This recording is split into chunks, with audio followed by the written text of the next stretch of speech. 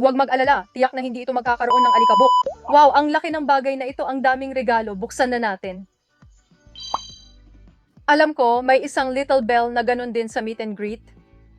Parang ano, dapat ito ay effects na ginamit ko sa mango.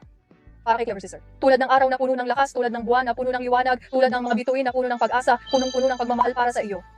Ang ganda, sa tingin ko ang estilo na ito ay napaka-unified at elegant. Grabe, bagay na bagay ito sa dress na balak mong isuot today. Ang gamit na ito ay bagay na bagay sa outfit na gusto mong isuot ngayon. Ito ang dadahin ko ngayon. Ang cute ng jewelry box. Ang pamaypay ay cute din, ibang-iba ito sa abstract na pamaypay ko. Malakas ang hangin nito. Ang hangin na may dalang pag-aalala sa'yo. Buksan pa ang isa. Ang labubo na ito ay sobrang laki. Buksan natin ito. Ang basong ito ay bagay na bagay sa akin. May dalawang bahagi sa itaas. May dalawang bahagi sa itaas. Ang cute, makakatulong ito sa akin na uminom ng maraming tubig.